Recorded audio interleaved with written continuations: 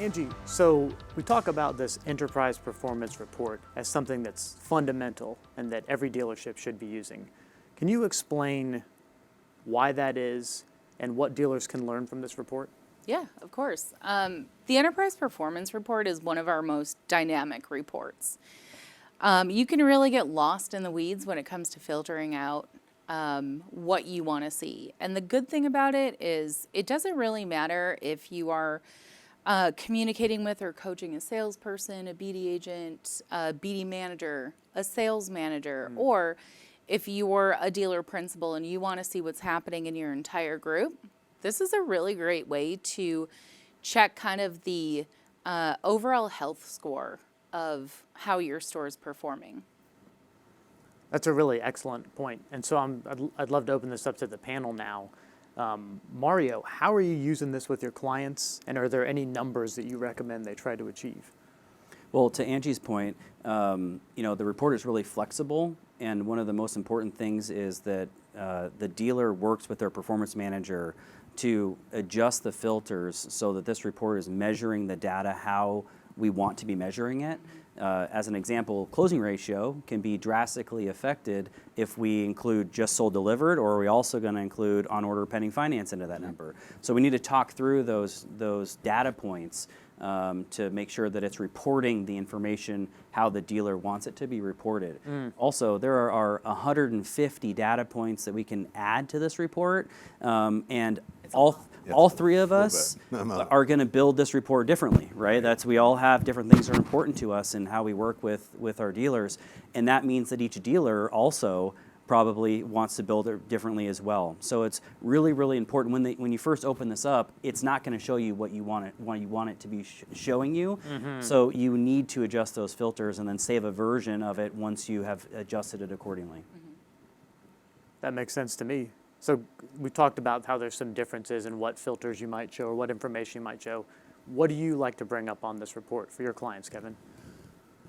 With most dealerships, if you ask them as a performance manager, which I ask a lot of dealerships, I go, where are you at right now? What's your closing percentage for internet phone walk-in? What's your appointment set ratio?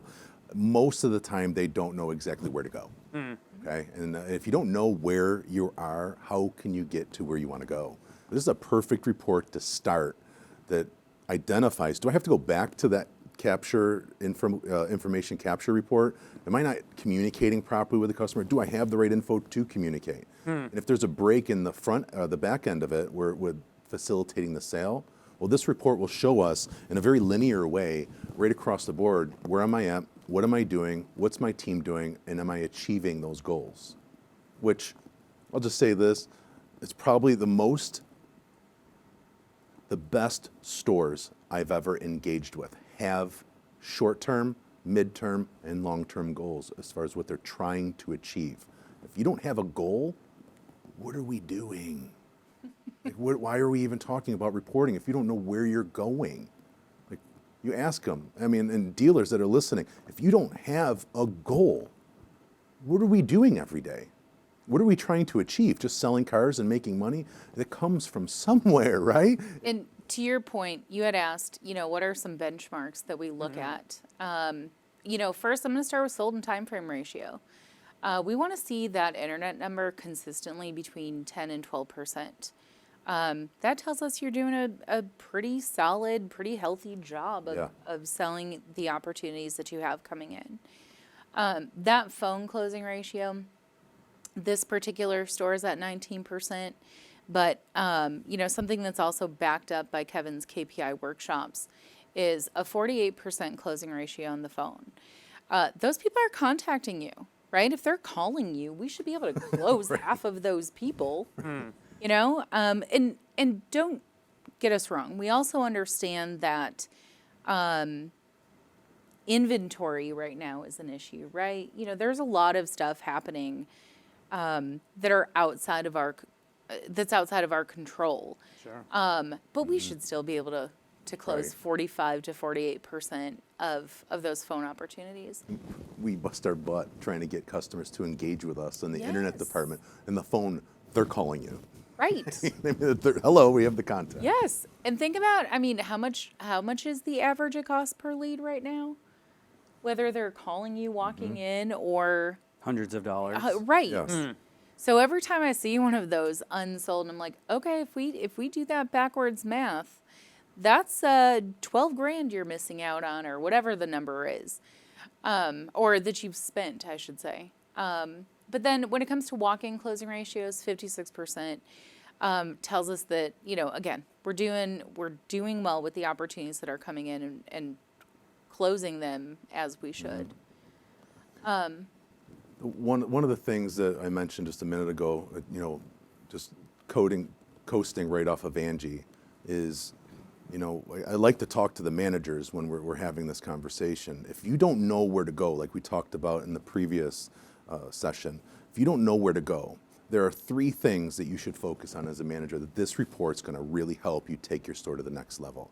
Number 1 is the conversion rates. Now, if you look at a conversion rate and you're off, like just Angie was saying, 7%, we like to see it right around, you know, 10 to 12%. Well, if that's off, then I need to go to the info piece that we just went on the previous one. Do I have the info necessary to communicate with that person? And if the answer is yes, then I have to go to the second piece, which is the second pillar, is appointment performance. Let's look at our appointment performance over here, and we're at 16%. Now, the benchmark for contacted customers that we set an appointment with is right around 32 to 35%. All right, that's a good benchmark of contacted customers, not out of total leads, ladies and gentlemen, but out of contacted customers. Now, if that is off, what are we saying to them? I mean, I can't get someone to commit if I'm not saying the right thing to them. So I actually do 36% of good leads, Heck yeah. as opposed to just from contacted. You know, I think Mario would agree that if you're contacting them, you should be able to set at least 50%. So this is how I would frame it, is if your expectation is you should be setting 50% appointments with your phone leads, a contacted internet lead is somebody, it's like a phone lead at that point, right? We're in control of that conversation now. So I think it might be a stretch, but I think, you know, north of 40% is achievable, and I have a lot of stores, you know, getting to that goal. But it also, to Angie's point, it has to do with your inventory. There are some manufacturers where we're still struggling with new car inventory, and one of the beauties of the Enterprise Performance Report is there's a 3rd level of summary option where we can take this report, do a couple of clicks, and now we can see this data broken out by inventory type. Because you're probably going to have a significantly different closing ratio on your new car internet leads than you are your pre-owned internet leads. And I would expect that. I would expect you to have a higher closing ratio on your used than your new. And if it's not that way, then that might be an area of opportunity for us where we might have the easiest thing for us to move the needle on is what are we doing with our used car opportunities? Okay. But ultimately, to me, to Kevin's point, looking at appointment set of contacted, measures what are we saying, and also what are we doing to overcome whatever the objection was. When we're talking about internet leads, now let's just face it, in our world today, you don't have to come to a dealership to buy a vehicle. And when you're online shopping for a vehicle, on all the platforms, you have the pictures, you have the VIN, the miles, the price, the equipment, packaging, Carfax, all that stuff. They have all the information. You know, compared to when it was like in the early 2000s and before, you had to go to the dealership to get the information. Now you don't have to come to the dealership. So when customers call us, it's mostly, and I'm seeing, I want to hear what you all have to say, but when they call us, it's mostly because they can't get specific information online. Sure. And that's mostly in our dealership world, quote unquote, car dealership world. It's that we don't want to give them information because we want them here. We want control. We want to control it. So you, Yep. you made a really good point, Mario, about what we are exactly saying to get the customer to engage with us. So I like to look at, and this is just my mindset as a performance manager, I like to look at the appointment set of contact with internet because they can go to 8, 9 different dealerships, and they're probably asking all the same questions. What's my best price? I need your out the door number. What's my trade worth? Is it available? Do you have a market adjustment price? Yada, yada, Yep. whatever they're saying. And our response to that customer is ultimately a factor on if we're setting that appointment or not. Absolutely. Do you think that there's some value to that too? 100%. And I would take it one step further, the idea of a digital TO. So, you know, we all have 20 plus years of experience in automotive, right? Before I could take my first up, I had to sit through Grant Cardone's 50 Reasons Why Somebody Doesn't Buy a Car CD set, right? I did sell the first up I had was a black Jeep Cherokee, and I cried because they split the deal with somebody that could do the paperwork because I didn't know what I was doing. But without going into those details, when we make contact and we don't set an appointment with a customer, that is exactly the same as somebody coming into your showroom and leaving without buying a car, right? Okay. There was an objection as to why they weren't comfortable or didn't want to buy the car today. There's 50 reasons why that happens. There's about a dozen reasons why somebody doesn't set an appointment. And a lot of dealerships are really good at coaching and role-playing, overcoming objections on, I have to go home and think about it, or those things where they're leaving without buying a car. Very few dealerships are good at coaching and working on how to overcome objections regarding appointment setting. And if you ask the salespeople, it's the same things over and over and over and over again. As managers, when I say them out loud, you're going to instantly already know what you would say if the customer said that, right? Like, I just started shopping. I need to talk to my wife. I'm waiting for my insurance check. I hit a deer and I'm waiting for my, my insurance check or my tax check or whatever, those right? Deers. Well, I live in Minnesota, right? So deer is the thing. So, but like we already know how we would respond to all of those. Your salespeople aren't that fast. They're not as good at overcoming objections because we are better than they are, right? That's why we're managers. That's how we got that position, was we were the best salespeople. So what you guys getting involved, the dealer, when I say you guys, when managers get involved with contacted internet leads to help figure out what was the objection and how do we overcome it, is the idea of the digital TO. Because if we don't do that, all we're going to do is expect Johnny to call tomorrow and say the same thing that didn't work today. Mm-hmm. So getting involved in those contacted customers that we failed on to set that appointment is how I think we can move the needle most easily with our overall closing percentage, because we can control how many cars we sell by how many appointments we set. Yeah. So if we're looking at this report and it's really just about the overall health of the store and how, in this case, it's how you guys have been doing for the last 60 days. If we identify something, maybe we are not setting enough appointments, right? And that's what we're going to try and focus on. It really brings it back to planning, executing, and measuring. Yeah, having a plan, yeah. Right. So realistically, if I see that we're maybe not closing as many people as we should, we got to look at the other aspects of this. If I'm not setting the appointments, is it content or cadence, right? Is it how often I'm saying something, or vice versa? Is it what I'm saying to the customer, or how often I'm saying it? And those are things that honestly your PMs can help you with. We can modify processes. Obviously, with your permission, we can talk to you about some really great selling points for the consumer. But if you're not helping your customer, you're only hurting yourself.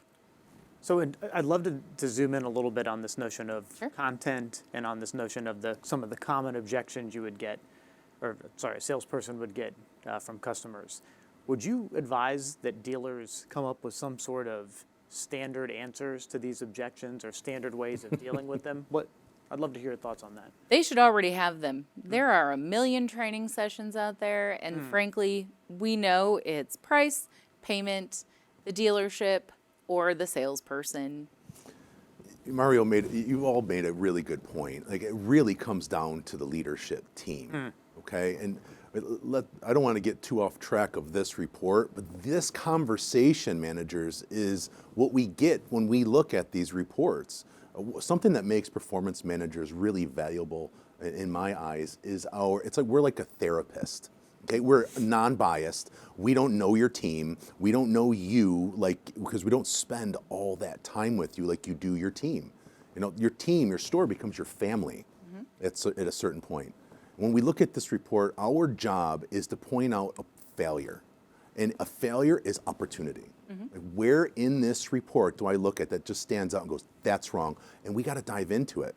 We have to expand on that. We got to drill it down to a user, and then we have to look at like you just mentioned ago, do you have a plan? Like, do you have a plan when you answer the phone? Do you have a plan when you send an email or a message? And most of the time, we don't. And just to Mario's point, and I'll get off the pulpit here, is Mario's point, he goes like what process do you have? What are you doing? And managers will look at this as well and put your tasks in here too. If you have too many tasks that are being missed, that's an opportunity. Yeah, you missed them, but do we have too many tasks? Right. Do salespeople take phone ups? Do they take internet leads? Do they still talk to customers? Do they deliver cars? If they have to do all of those, we have to look using these reports to identify, do those processes make sense for us to complete them as well? So, I mean, we can talk about, this is one of the best reports that we have in our tool that is very versatile for any manager, that can constantly change and move and adjust, that points in a direction of what do I need to work on. I think that's the problem that a lot of managers face in today's market. We talked about the challenges with the inventory. We've talked about challenges with the salespeople and a COVID mindset. This report helps you put back on track. And you have to hold yourselves accountable as a management team. We can tell you, we can point out things to you that don't make sense to us, right? We can point out those opportunities, and sometimes it's not easy for us to give you that bad news. You know, you think you're doing great, and I'm telling you that you're setting 6% appointments, and you go, yeah, that's great. It's better than 0.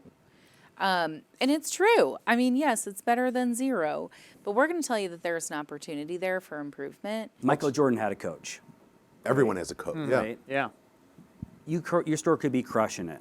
You guys could be closing, you could be hitting all your benchmarks. You could be reaching your OEM objectives. You guys could be making, you know, and a lot of stores are still making record profits and record volume. And we've, you know, the stores have been very successful over the last few years.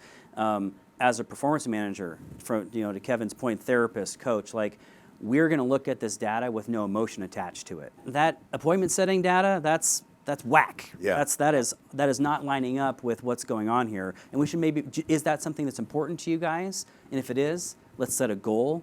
Let's write it down. I'm going to set up reporting to help you measure it for the next month, and we're going to look at this again. So on that point of thinking about the importance of this report and the versatility of this report, I'm wondering if you guys have any examples from your own client base of somebody using information in this report to improve one of these key metrics or, you know, their overall sales performance.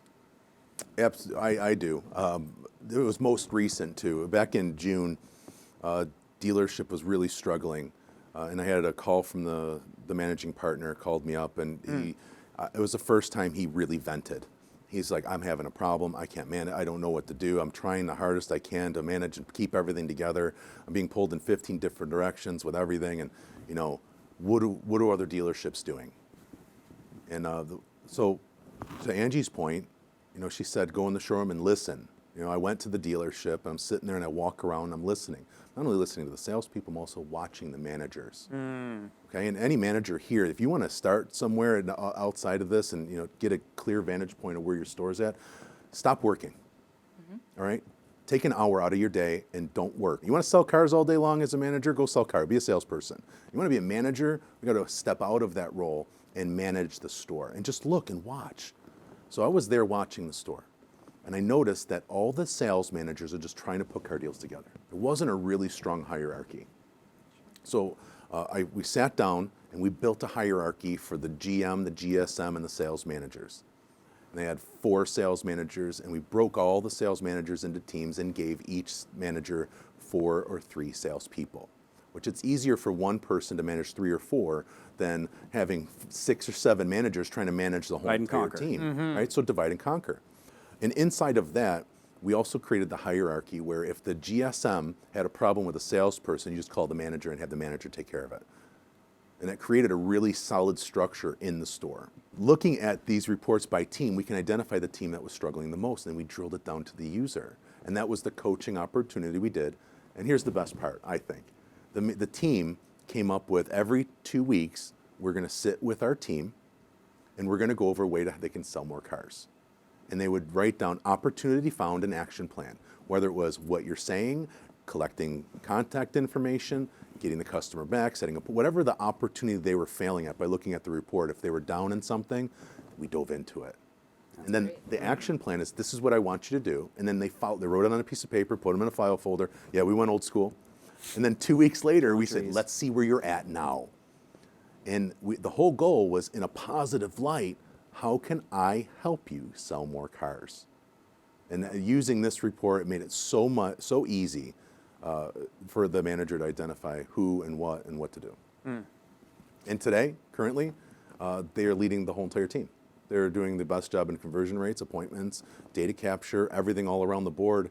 And talking to them, they're like, I'm doing less work because it's more structured. So, and it all started with this report. So, if you care about making money, make sure that your team is doing what you expect them to do from the top down.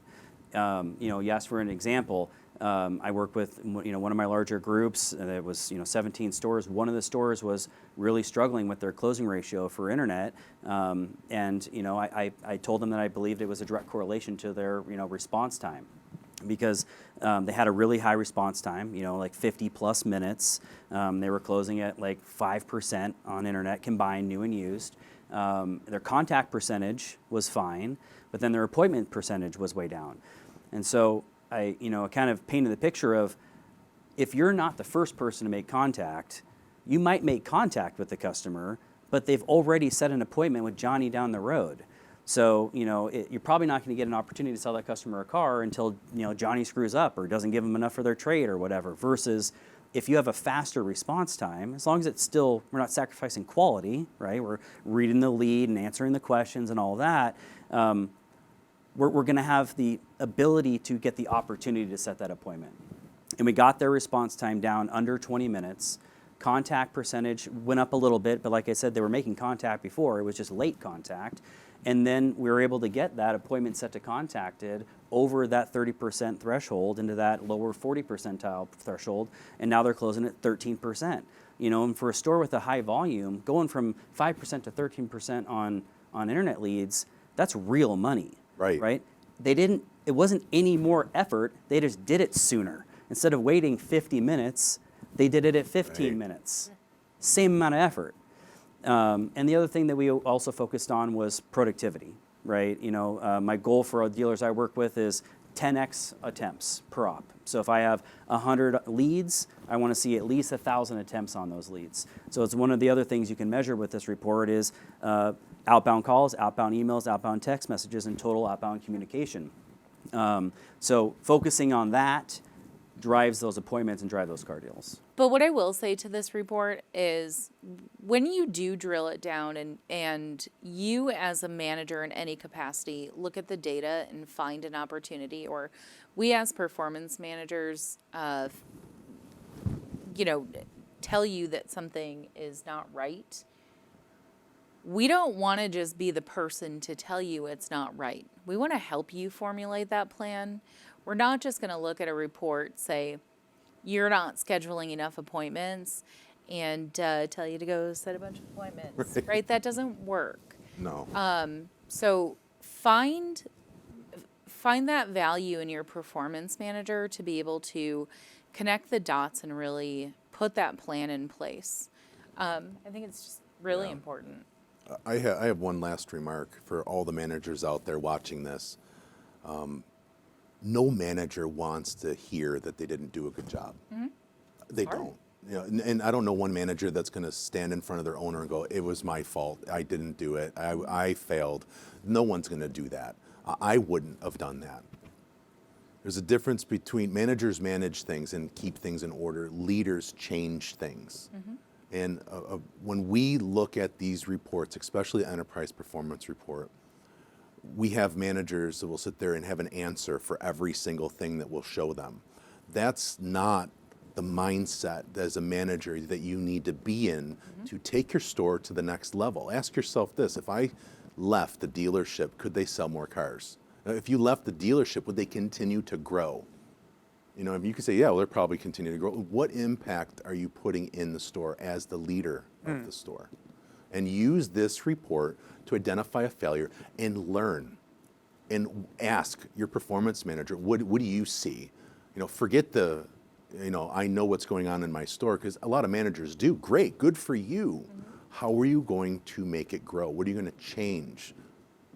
Using this report really in a linear way shows all your lead types and how you're performing. Find a problem and ask, because that's going to help you grow. Just like Mario said, you change one little thing and it sets off a whole chain reaction. Listen, we can sell cars. That's what we do. It's not hard.